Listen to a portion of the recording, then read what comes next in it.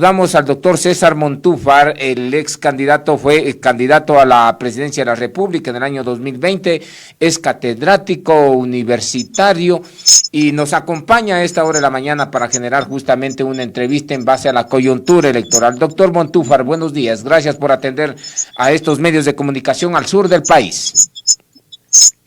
Muy buenos días, un saludo a todos quienes nos escuchan, a usted segundo, muchas gracias, y a todos los oyentes de Radio Girón. Muchas gracias, Radio Noticias Cuenca, estamos al aire en este sentido. Doctor, bueno, vamos entrando directamente a materia y vamos a preguntar, hemos escuchado mucho después de la muerte cruzada, después del anuncio a las elecciones presidenciales, y hoy en día el prófugo de la justicia señala de que están cavando su propia tumba. ¿Quiénes están cavando? ¿Los partidos políticos o el pueblo ecuatoriano? Sería la pregunta. Bueno, yo creo que la coyuntura política que vive el país es extremadamente difícil.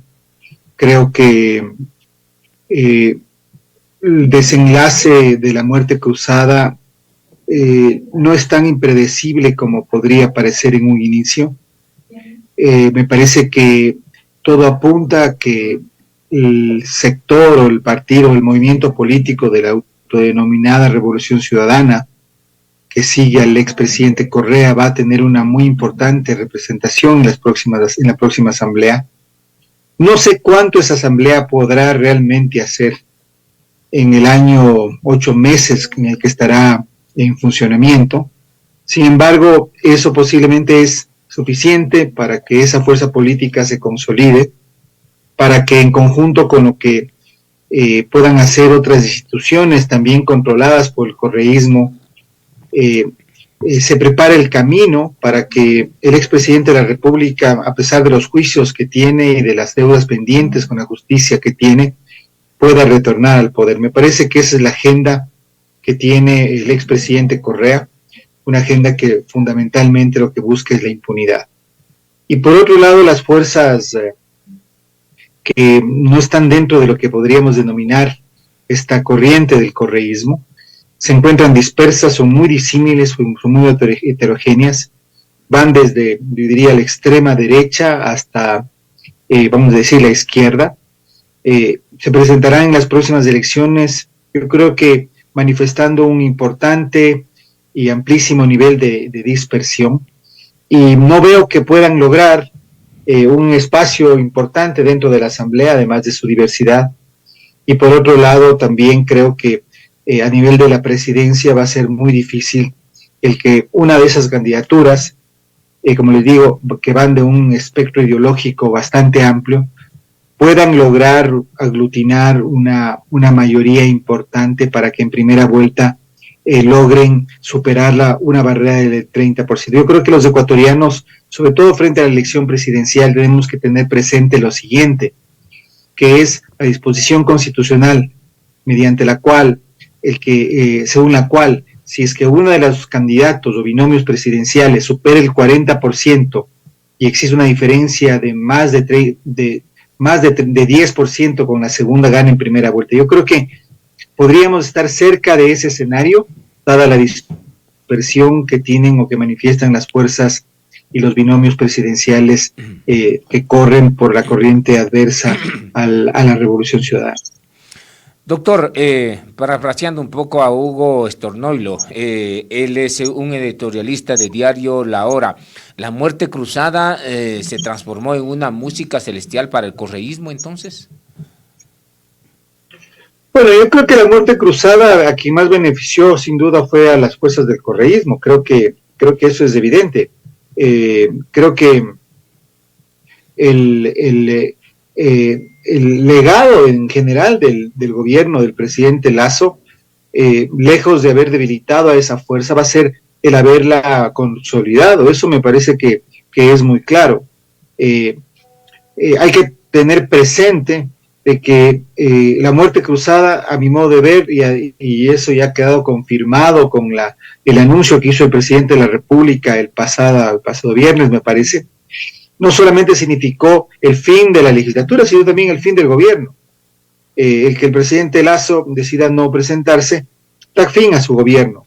y suscribe o ratifica un fracaso rotundo de lo que fue su presidencia, al punto de que ni siquiera tiene fuerza política para levantarse y para proponerse como candidato. Si es que el gobierno o la corriente que Lasso lideró hace 2 años se disuelve, se disuelve, porque eso es lo que ocurrió con la muerte cruzada. Entonces, ¿quién se fortalece? Por lógica, se va a fortalecer su principal opositor, que es el correísmo. Entonces, me parece a mí que no es solamente el fortalecimiento del correísmo, sino, yo diría, el colapso, la disolución de la corriente que Lasso lideró, sobre todo en la segunda vuelta electoral del 2021. Esa es la gran oportunidad que perdió el presidente Lasso y que ahora le va a costar al país, yo creo que el correísmo se consolida. Así que yo pensaría que el principal responsable de lo que ha ocurrido, sin duda, es el presidente de la República.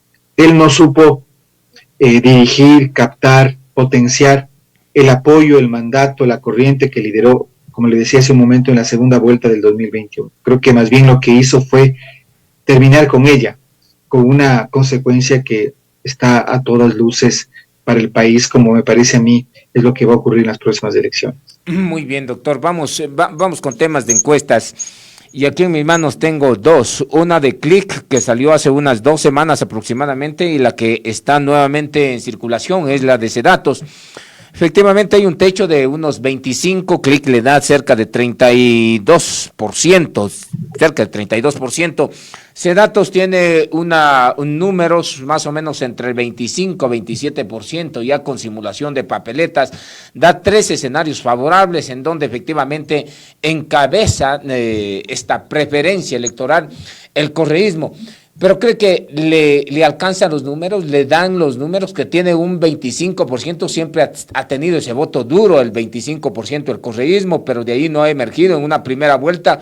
Recordemos las elecciones anteriores, en donde efectivamente el candidato del correísmo, Andrés Arauz, pasó directamente a la segunda vuelta, pero como que no les daba los números. Entonces, hay un escenario favorable como para superar el escenario de las elecciones anteriores presidenciales en el que salió electo el presidente Guillermo Lasso, con estos dos encuestas, la una Sedatos y la otra Click. A ver, es difícil hacer un cálculo sobre especulaciones y sobre también comportamientos electorales mayores. Por otro lado, yo creo que el papel, el valor de las encuestas y de las encuestadoras ha quedado en entredicho luego de los últimos procesos electorales. Creo que sí, me parece a mí pueden servir como una base para opinar, pero en realidad yo creo que las encuestas en el Ecuador se han equivocado mucho, y lastimosamente a veces el pensar desde ellas más bien distorsiona el análisis antes que orientarlo o enfocarlo. De todas formas, creo que hay que tomar en cuenta de que el movimiento de la llamada Revolución Ciudadana tiene una base política sólida, presente el candidato que presente o la candidata que presente. Creo que ahí hay una clara, podemos partir de esa premisa. Ahora, ¿cuánto es de la votación o podría ser esa base? Me parece que está en discusión. A mí me parece que es sin duda superior al 30%. No recuerdo exactamente el porcentaje que sacó el ex candidato a la presidencia, Arauz, en la primera vuelta de las últimas elecciones. Me parece que fue de 36%, no estaría seguro. Sí, por ahí fue. Sí, correcto. Sí. Eso significa, si es que estoy correcto, estamos correctos en este porcentaje, que ellos bien pueden, con un candidato convocante, con un candidato que logre ampliar su radio de atracción a otros electores, cosa que hizo, por ejemplo, el actual candidato y hoy alcalde de Guayaquil, igual el actual alcalde de Quito, por mencionar 2 nombres del correísmo, bien pueden llegar al 40%. Yo creo que no hay que descartar esa posibilidad de que con un candidato o candidata que llegue a otros espacios, que llegue a otros sectores, que no represente un correísmo duro, sino un correísmo mucho más amplio, un correísmo mucho más convocante. El candidato del correísmo pudiera llegar en primera vuelta a superar el 40%. No creo que es lo más probable, pero no creo que hay que descartar del escenario de probabilidades. El problema, como le decía hace un momento, está en el otro campo. Porque si uno mira las candidaturas que están allí presentes, vamos a decir, desde la ultraderecha que representa Topic, hasta la izquierda, en algunos casos radical, que representa Yacu Pérez, hay una dispersión enorme. Si usted allí en ese espectro coloca además a otros candidatos como Otto Sonnenholzner o Fernando Villavicencio, por mencionar solo dos más, es decir, estamos hablando de 4, o sea, ya con eso estaríamos pensando que todos estos candidatos van a tener una porción, digamos, grande, pero existente, real, y por eso se hace muy difícil que cualquiera de estos 4 que he mencionado pueda llegar con facilidad a superar el 30%. Entonces, el problema aquí es que mientras el correísmo tiene un camino, no digo que fácil, pero más o menos allanado para aproximarse al 40%. En cambio, la dispersión del otro sector hace que sea muy, pero muy difícil que Topic, que Yacu Pérez, que Villavicencio, que Sonnenholzner, por mencionar 4, van a haber más, logren superar el 30%. Si es que eso ocurre, si es que eso no se da, entonces podría el correísmo ganar en primera vuelta. Ahora, el escenario de segunda vuelta siempre se ha dicho que ya el correísmo no ganaría en segunda vuelta y que lo que importa es solamente llegar al segundo lugar. Eso también es algo que ha ocurrido en elecciones pasadas, pero yo creo que también hay que poner eso en duda. Recordemos que en las últimas elecciones el candidato Arauz pasó del 36 al 48%, le faltaron solamente 2 puntos. Lasso pasó del 20 al 52, 53, me parece, no recuerdo exactamente. Claro, tuvo un crecimiento enorme porque a Lasso se le juntaron todas las demás fuerzas políticas en contra del correísmo, pero me parece que el escenario del 21 es diferente al escenario del 23, precisamente por el fracaso rotundo del gobierno de Lasso, precisamente por el descalabro que ha provocado o que provocó su tendencia, su gobierno en la corriente política que lideró. Creo que no sería difícil pensar que el correísmo haya crecido, no solamente que se haya consolidado, sino que haya crecido, y que en cambio los demás actores más bien se han debilitado, y por lo tanto también creo yo que la posibilidad de que un candidato correísta gana en segunda vuelta no habría que descartarla. Por eso yo insisto, segundo, y me parece que quizás soy demasiado reiterativo en este punto, pero me parece que ese es el legado del presidente Lasso. Creo que si Lasso pasará a la historia, será por haber desperdiciado la gran oportunidad que tuvo desde la segunda vuelta electoral del año 2021. Doctor, ¿a quién le conviene entonces que haya muchos candidatos hoy por hoy a la presidencia de la República? ¿A quién le conviene? ¿Quién se beneficia con tantos candidatos a la presidencia de la República? Por un lado tenemos una izquierda moderada, quizás una izquierda más roja, más marxista. Por otro lado, una derecha que tiene diferentes candidatos, le ha apostado a diferentes candidatos. Uno de ellos la semana pasada salió, por ejemplo, Maruri, que es otro de los candidatos de Centro Democrático, pero han emergido. Y no se ponen de acuerdo ni la una ni la otra corriente. Por eso me lleva a preguntarle esta pregunta: ¿a quién le conviene la presencia de tantos candidatos? Bueno, sin duda le conviene al correísmo, sin duda le conviene al correísmo. El problema es que es casi inevitable esa tendencia. Y es inevitable por la forma como está organizado el sistema electoral. Es inevitable porque desde el año 94, me parece, cuando fue la consulta popular que llevó adelante el expresidente Sixto Durán Ballén, y después en la Constitución del 98, se ratificó esta situación de que para ser candidato a cualquier dignidad no es necesario ser afiliado a un movimiento o partido político. Y desde esa perspectiva, entonces, cualquier persona, cualquier ciudadano que siente con derecho que él puede ser o ella puede ser presidente de la República y se consigue un vehículo electoral puede ser candidato.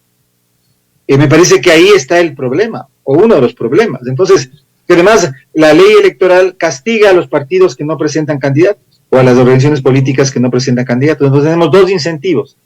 El castigo, que está en la ley para que las organizaciones y partidos políticos que no presentan candidatos, y el incentivo que hay para que cualquier persona que tenga la voluntad o que crea que tenga la capacidad pueda lanzarse como candidato a la presidencia de la República. Entonces, el sistema electoral está creado para que así ocurra.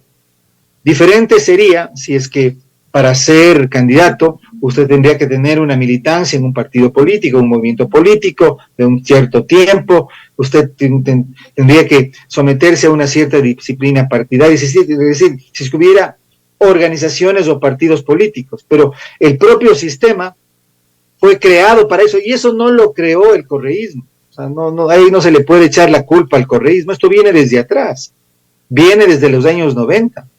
Entonces, lo que tenemos hoy, digamos, en términos de desmantelamiento de las organizaciones políticas como tales, su conversión en aparatos electorales, en vehículos electorales, es el que genera en gran medida esa dispersión.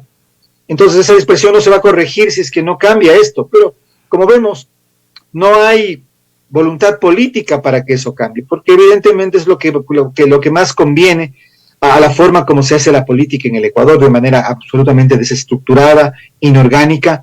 Entonces, cualquier persona que mañana, como escuchábamos a un candidato, habló con la mujer un domingo en la mañana, decidió ser candidato, consigue el apoyo de un partido político, dice que va a apoyar a un cierto líder latinoamericano con popularidad, como Bukele, tenga o no razón, haya o no argumentos a favor de que su gobierno en El Salvador es bueno o es malo, ya está listo y si tiene la billetera para hacerlo, mejor, entonces no hay ningún problema. Ahí está el tema. La política ecuatoriana entonces no va a cambiar si es que el sistema de incentivos, el sistema electoral y la forma como se organizan los partidos y movimientos políticos no cambia. Mire el mismo caso del presidente Lasso. El presidente Lasso hizo campaña creando un vehículo electoral, creo, que hoy está en la más profunda bancarrota porque ya terminó el proyecto político personal de quien fue su caudillo y financista. Ahí no había un partido político, ahí no había una estructura política, no había ni siquiera una clara ideología.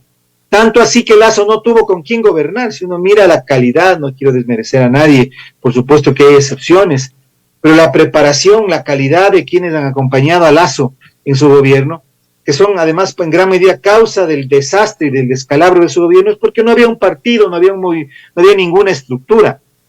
Había un grupo de personas que se sentían emocionadas en participar en la vida pública y nada más.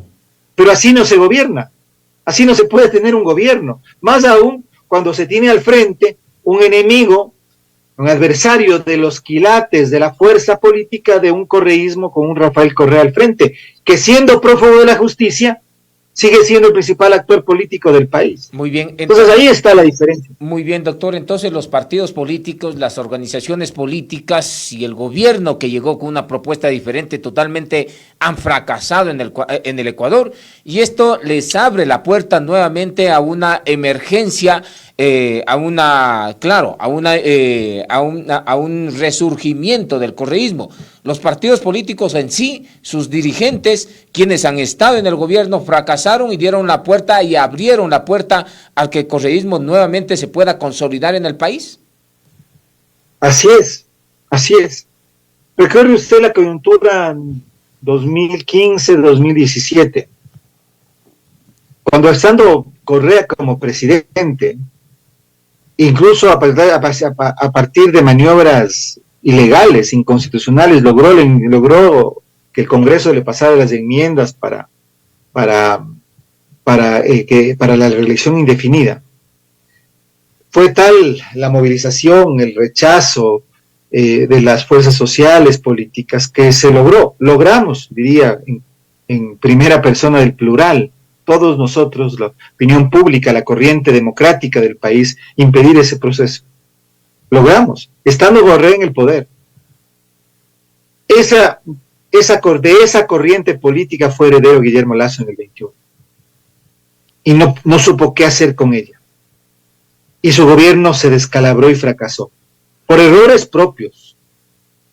Y el resultado es el que tenemos en este momento. Muy bien. Entonces, ahí está. Ese es quizá el desenlace de lo que significa no estar preparado para ejercer la presidencia de manera democrática y poder constituir y consolidar un proyecto para el país. Muy bien, doctor. Entonces la materia de análisis deberá centrarse en otro lado. ¿Qué tipo de Ecuador vamos a tener? ¿Qué tipo de país vamos a tener nuevamente con el correísmo de vuelta en caso de que llegue? Seremos nuevamente el jaguar latinoamericano, la economía se estabilizará, habrá más obras en el país, se erradicará la pobreza, la extrema pobreza en el país. ¿Casi tendremos un paraíso en el Ecuador con el correísmo acá? ¿O qué es lo que nos espera a los ecuatorianos? Porque a eso están apuntando hoy en día el pueblo ecuatoriano. Claro, los gobiernos no han hecho nada. Lasso tuvo la oportunidad de hacerlo, pero no lo hizo. Fue un desastre en la presidencia de la República y hoy nuevamente corean al correísmo. Es que, miren, y eso es quizá lo interesante y también lo preocupante. Un escenario se gana el correísmo. Ese es el escenario que hemos estado discutiendo en esta mañana. Pero yo le pongo otro escenario que tampoco habría que descartar. ¿Qué tal si pega el discurso del candidato que hoy se presenta por el Partido Social Cristiano, Topic, que viene con un discurso de intentar implantar en el país el modelo Bukele en el Ecuador? Vamos a decir, esa no es una posibilidad que tampoco habría que descartar. No me parece que sea fácil, no creo que sea lo más seguro. No lo veo en el rango así mucho más amplio de posibilidades, pero es una posibilidad que pudiera darse. Ahí el escenario cambiaría completamente. Ahí tendríamos un escenario y un proceso político, yo diría, totalmente distinto. Posiblemente no democrático de ninguna manera. Posiblemente no de izquierda o de centroizquierda como el correísmo ha intentado, un autoritarismo, una corrupción institucionalizada, pero con una ideología, digamos, vamos a decir, centroizquierdista o izquierdista. En este caso tendríamos lo contrario.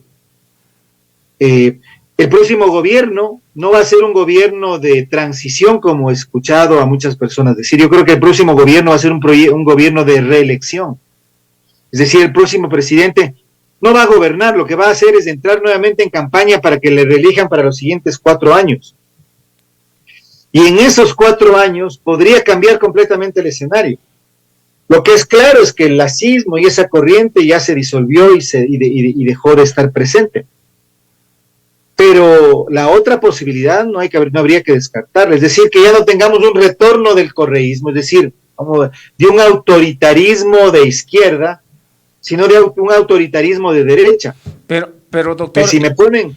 eso significaría quizás la deposición de algunos de los candidatos, por ejemplo, que Otto Sonnenhorster también se quede a un lado, que Eduardo Maruri también se quede a otro lado, porque hoy en día, claro, la presencia y el anuncio de Jan Topic ha afectado algunas de las candidaturas, que en la lectura política efectivamente se puede evidenciar aquello. Si puede emerger Topic, sería que varios de los candidatos de la centro pues se den un paso al costado para que pueda tener una corriente ahí. O el otro escenario es de que el Partido Social Cristiano, quien ha anunciado el apoyo efectivamente a Topic, pues tenga algún tipo de acuerdo como lo ha tenido en la misma Asamblea Nacional, el correísmo y los social cristianos. No creo. O sea, a ver, siendo coherentes con el análisis que hacíamos hace un momento, la mayor probabilidad, o sea, el escenario más probable es que, dada la dispersión, tengamos a un candidato del correísmo en segunda vuelta y a un candidato débil en primera vuelta de otras fuerzas que logre, si es que el correísmo no llega al 40%, a una segunda vuelta y ahí gane, lo que pasó con Lasso. Esa es una probabilidad quizá la más cercana, pero no necesariamente.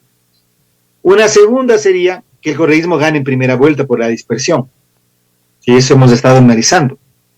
Pero una tercera que tampoco hay que descartar es que uno de los candidatos despunte y el que creo que podría despuntar, no porque yo comulgue o esté de acuerdo con esa visión, sino por las características del candidato y las características de su discurso, es que tengamos a un Topic que logre pasar a segunda vuelta y sea el que gane las elecciones. En ese caso, ya no tendríamos la consolidación de un autoritarismo de izquierda como el correísmo, sino un autoritarismo de derecha. Y si ese es el caso, si se da este tercer escenario, tendríamos a un candidato presidente que lo más probable es que va a hacer todas las acciones populares posibles para que en 2 años esté listo para reelegirse y extender su gobierno por 4 años más. Y en esos 4 años el escenario político podría haber cambiado completamente. ¿A qué voy con esto? Que sería un resultado paradójico e interesante, aunque no sé si necesariamente, más bien, estaría muy preocupado por el país si esto se da, si es que esto se da. Es que con la muerte cruzada, Lasso no solamente se comió el Congreso, no solamente se comió a sí mismo, sino que cambió completamente el escenario político del país. No para bien, sino para mal. No hacia la consolidación de la democracia, de un Estado de Derecho que funcione, sino hacia la consolidación de un autoritarismo de derecha. Recuerde, quizá el Ecuador, digamos, ha vivido varios intentos en esa dirección. El caso de Febres Cordero en la década de los 80 fue quizá el intento más claro. Un autoritarismo de derecha, después tuvimos una década y más de autoritarismo de izquierda con el correísmo. Ahora podríamos volver a ese momento. Entonces, eso también es un escenario que podría pasar. Todavía, de todas formas, segundo, el escenario electoral, espero esta semana se va a definir. Recién vamos a saber quiénes son los candidatos. Me parece que la fecha es hasta el 7 de este mes, es decir, en 3 o 4 días. Y con eso ya tendremos una mirada completa a lo que tenemos. Entonces, por ahí habría que analizarlo, pero creo que el Ecuador vive un momento, vamos a decir, en donde hay varias cartas que más o menos anuncian cómo va a ser la partida, pero eso también podría cambiar. Muy bien, doctor, ¿qué pasa con la candidatura de Fernando Villavicencio, que él también anuncia y habla de frente a combatir el tema de la corrupción, no con armas como sí lo dice Jan Topic, pero sí de otra forma? Una política de seguridad bastante dura, un combate a la corrupción bastante fuerte, como lo ha anunciado Fernando Villavicencio. ¿No cree que por ahí también estaría un escenario más, aparte de los 3 analizados? A ver, yo creo que Villavicencio hizo un buen trabajo en la Asamblea Nacional, pero creo que cometió un error estratégico, que fue el de asociarse al gobierno de Lasso. Hoy la candidatura de Villavicencio, aún más luego de que el presidente Lasso anunció que no va a ser candidato, pasa a ser la candidatura de Lasso, pasa a ser la candidatura del oficialismo. Yo creo que ese estigma va a ser muy difícil que pueda Villavicencio deshacerse para que su candidatura pueda crecer. Posiblemente en un sector de la ciudadanía tiene un apoyo claro, resultado de su gestión parlamentaria y resultado también de haber estado dentro del campo de Lasso, porque evidentemente un porcentaje pequeño pero real de la población apoya al presidente Lasso. No sé si es un 5%, tal vez estamos hablando de ese porcentaje, pero creo que la próxima campaña, dado el descalabro y el desgobierno que el Ecuador ha vivido, porque yo creo que el gobierno de Lasso ha sido realmente uno de los más malos que hemos tenido en la historia contemporánea del Ecuador, quizá solamente superado por el gobierno de Abdalá Bucaram a mediados de la década de los 90. Dada esa incapacidad y malos resultados del gobierno, más allá de las cifras que en el ámbito macroeconómico pueden presentar, por supuesto son importantes, pero que no hacen de ninguna manera de eso un proyecto político, o el sostén de un proyecto político, de la vigencia de un proyecto político. Diría que esa es la debilidad del candidato de Fernando Y le Villavicencio. terminó golpeando también un poco la alianza con Ruptura 25 a Fernando Villavicencio con María Paula Romo, quien era parte del gobierno de Lenín Moreno. ¿También le afecta esta situación a Villavicencio?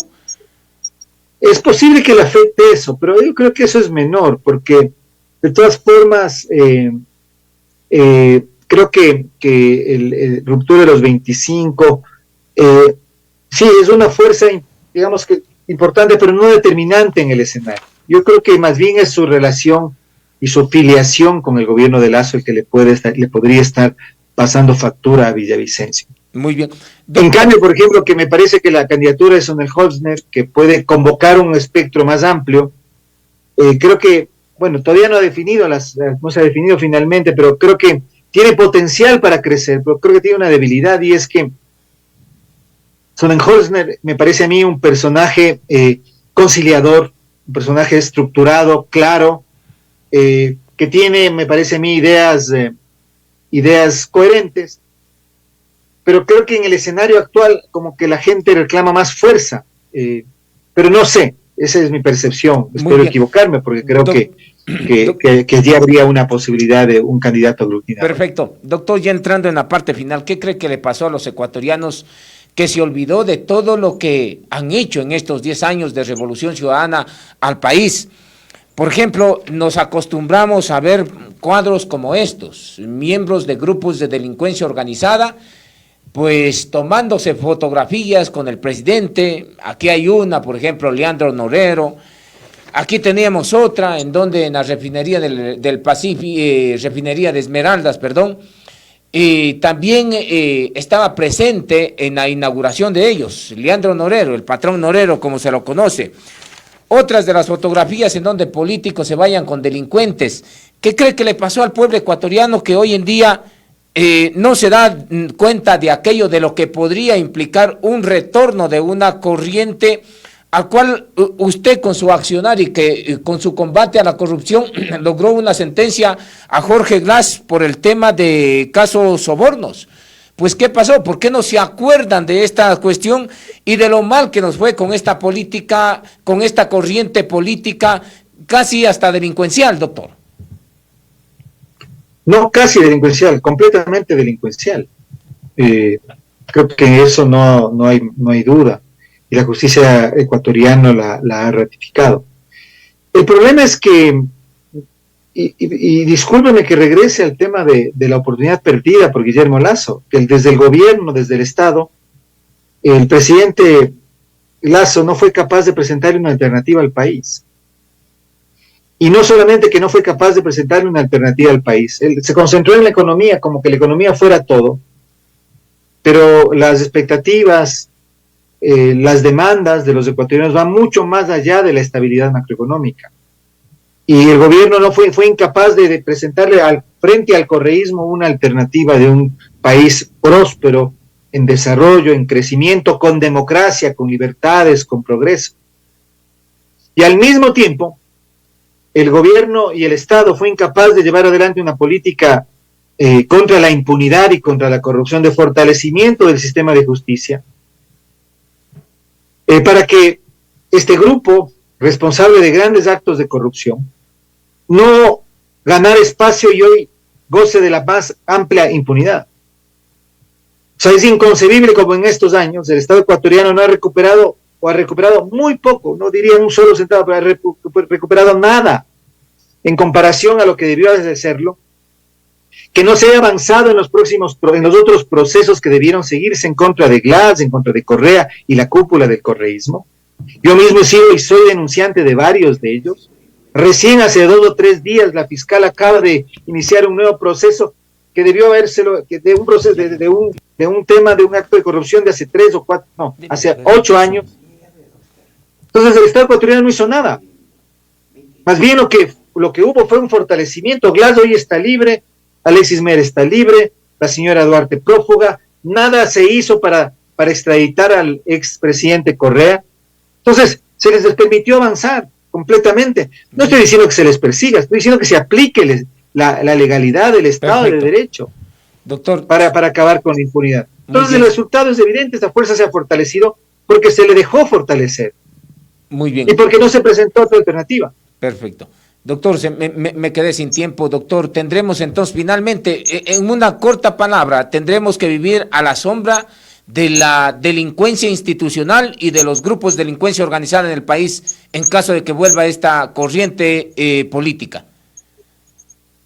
Yo espero que no. Yo creo que los ecuatorianos siempre podemos y hemos demostrado que podemos levantarnos y cambiar el orden de cosas. Me parece que hoy la coyuntura es muy complicada, que es difícil, pero ningún resultado está determinado. Así que yo siempre tengo optimismo y tengo la confianza de que los ecuatorianos siempre históricamente hemos demostrado que luchamos por los fueros de la democracia, pues luchamos por los fueros de la honestidad y que finalmente no hemos permitido jamás que, salvo momentos o lapsos cortos de nuestra historia, Perfecto. que gobiernos autoritarios ni de derecha ni de izquierda, peor aún, tomados por la corrupción, Perfecto. nos gobiernen eternamente. Perfecto. Gracias al doctor César Montúfar por estar en este medio de comunicación aportando su valioso análisis al sur del país.